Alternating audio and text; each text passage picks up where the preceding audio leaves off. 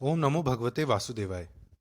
श्रीमद् भागवत महापुराण प्रथम स्कंद अध्याय 11। द्वारिका में श्री कृष्ण का राजोचित स्वागत। सूत जी कहते हैं, श्री कृष्ण ने अपने समृद्ध आनर्त देश में पहुंचकर वहां के लोगों की विरह वेदना बहुत कुछ शांत करते हुए अपना श्रेष्ठ पांचजन्य नामक शंख बजाया। भगवान के होठों की लाली से लाल हुआ वह श्वेत वर्ण का शंख बजते समय उनके कर कमलों में ऐसा शोभायमान हुआ जैसे लाल रंग के कमलों पर बैठकर कोई राजहंस उच्च स्वर से मधुर गान कर रहा हो। भगवान के शंख की ध्वनि संसार के भय को भयभीत करने वाली है। उसे सुनकर सारी प्रजा अपने स्वामी श्री कृष्ण के दर्शन की लालसा से नगर के बाहर निकल आई। भगवान श्री कृष्ण आत्मा राम है। वे अपने आत्मलाभ से ही सदा सर्वदा पूर्ण काम है। फिर भी जैसे लोग बड़े आदर से भगवान सूर्य को भी दीपदान करते हैं, वैसे ही अनेक प्रकार की भेंटों से प्रजा ने श्री कृष्ण का स्वागत किया। सबके मुख कमल प्रेम से खिल उठे। वे हर्ष गदगद वाणी से सबके सुहृद और संरक्षक भगवान श्री कृष्ण की ठीक वैसे ही स्तुति करने लगे जैसे बालक अपने पिता से अपनी तोतली बोली में बातें करते हैं। स्वामिन, हम आपके उन चरण कमलों को सदा सर्वदा प्रणाम करते हैं जिनकी वंदना ब्रह्मा, शंकर और इंद्र तक करते हैं, जो इस संसार में परम कल्याण चाहने वालों के लिए सर्वोत्तम आश्रय है, जिनकी शरण ले लेने पर परम समर्थ काल भी एक बाल तक बांका नहीं कर सकता। विश्वभावन, आप ही हमारे माता, सुहृद, स्वामी और पिता हैं। आप ही हमारे सद्गुरु और परम आराध्य देव हैं। आपके चरणों की सेवा से हम कृतार्थ हो रहे हैं। आप ही हमारा कल्याण करें। आहा, हम आपको पाकर सनाथ हो गए, क्योंकि आपके सर्व सौंदर्य सार अनुपम रूप का हम दर्शन करते रहते हैं। कितना सुंदर मुख है, प्रेम पूर्ण मुस्कान से स्निग्ध चितवन। यह दर्शन तो देवताओं के लिए भी दुर्लभ है। कमल नयन श्री कृष्ण, जब आप अपने बंधु बांधवों से मिलने के लिए हस्तिनापुर अथवा मथुरा व्रजमंडल चले जाते हैं, तब आपके बिना हमारा एक एक क्षण कोटि कोटि वर्षों के समान लंबा हो जाता है।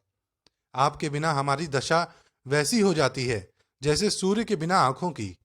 भक्तवत्सल भगवान श्री कृष्ण प्रजा के मुख से ऐसे वचन सुनते हुए और अपनी कृपामयी दृष्टि से उन पर अनुग्रह की वृष्टि करते हुए द्वारका में प्रविष्ट हुए।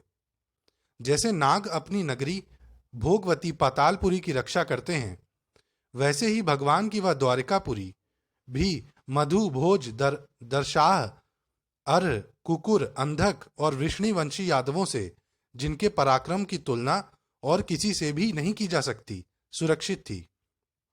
वह पुरी समस्त ऋतुओं के संपूर्ण वैभव से संपन्न एवं पवित्र वृक्षों एवं लताओं के कुंजों से युक्त थी। स्थान स्थान पर फलों से पूर्ण उद्यान, पुष्प वाटिकाएं एवं क्रीड़ावन थे। बीच बीच में कमल युक्त सरोवर नगर की शोभा बढ़ा रहे थे। नगर के फाटकों, महल के दरवाजों और सड़कों पर भगवान के स्वागतार्थ बंधनवारें लगाई गई थीं। चारों ओर चित्र विचित्र ध्वजा पताकाएं फहरा रही थीं, जिनसे उन स्थानों पर घाम का कोई प्रभाव नहीं पड़ता था। उसके राजमार्ग, अन्यान्य सड़कें, बाजार और चौक झाड़ बुहार का सुगंधित जल से सींच दिए गए थे और भगवान के स्वागत के लिए बरसाए हुए फल फूल, अक्षत अंकुर चारों ओर बिखरे हुए थे। घरों के प्रत्येक द्वार पर दही, अक्षत, फल, ईख, जल से भरे हुए कलश, उपहार की वस्तुएं और धूप दीप आदि सजा दिए गए थे। उदार शिरोमणि वसुदेव, अक्रूर, उग्रसेन, अद्भुत पराक्रमी बलराम, प्रद्युम्न, चारुदेशन और जामवती नंदन सांब ने जब यह सुना कि हमारे प्रियतम भगवान श्री कृष्ण आ रहे हैं, तब उनके मन में इतना आनंद उमड़ा कि उन लोगों ने अपने सभी आवश्यक कार्य, सोना, बैठना और भोजन आदि छोड़ दिए। प्रेम के आवेग से उनका हृदय उछलने लगा। वे मंगल शकुन के लिए एक गजराज को आगे करके स्वस्त्ययन पाठ करते हुए और मांगलिक सामग्रियों से सुसज्जित ब्राह्मणों को साथ लेकर चले। शंख और तुरही आदि बाजे बजने लगे और वेद ध्वनि होने लगी। वे सब हर्षित होकर रथों पर सवार हुए और बड़ी आदर बुद्धि से भगवान की अगवानी करने लगे। साथ ही भगवान श्री कृष्ण के दर्शन के लिए उत्सुक सैकड़ों श्रेष्ठ वारांगनाएं, जिनके मुख कपोलों पर चमचमाते हुए कुंडलों की कांति पड़ने से बड़े सुंदर दिखते थे, पालकियों पर चढ़कर भगवान की अगवानी के लिए चली। बहुत से नट, नाचने वाले, गाने वाले, बिरद बखानने वाले, सूत मागध और वंदी जन भगवान श्री कृष्ण के अद्भुत चरित्रों का गायन करते हुए चले। भगवान श्री कृष्ण ने बंधु बांधवों, नागरिकों और सेवकों से उनकी योग्यता के अनुसार अलग अलग मिलकर सबका सम्मान किया। किसी को सिर झुकाकर प्रणाम किया, किसी को वाणी से अभिवादन किया, किसी को हृदय से लगाया, किसी से हाथ मिलाया, किसी की ओर देखकर मुस्कुरा भर दिया और किसी को केवल प्रेम भरी दृष्टि से देख लिया। जिसकी जो इच्छा थी उसे वही वर दिया। इस प्रकार चांडाल्य पर्यंत सबको संतुष्ट करके गुरुजन, सपत्नीक ब्राह्मण और वृद्धों का तथा दूसरे लोगों का भी आशीर्वाद ग्रहण करते एवं वंदीजनों से विरुदावली सुनते हुए सबके साथ भगवान श्री कृष्ण ने नगर में प्रवेश किया। शौनक जी, जिस समय भगवान राजमार्ग से जा रहे थे उस समय द्वारिका की कुल कमनियां भगवान के दर्शन को ही परमानंद मानकर अपनी अपनी अटारियों पर चढ़ गईं। भगवान का वक्षस्थल मूर्तिमान सौंदर्य लक्ष्मी का निवास स्थान है। उनका मुखारविंद नेत्रों के द्वारा पान करने के लिए सौंदर्य सुधा से भरा हुआ पात्र है। उनकी भुजाएं लोकपालों को भी शक्ति देने वाली हैं। उनके चरण कमल भक्त परम हंसों के आश्रय हैं। उनके अंग अंग शोभा के धाम हैं।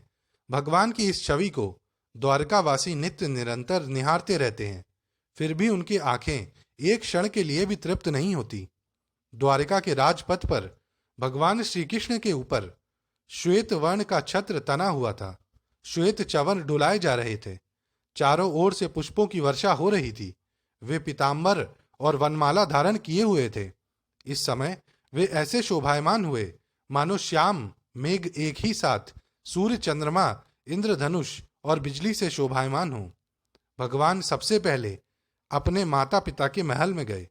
वहां उन्होंने बड़े आनंद से देवकी आदि सातों माताओं को चरणों पर सिर रखकर प्रणाम किया और माताओं ने उन्हें अपने हृदय से लगाकर गोद में बैठा लिया।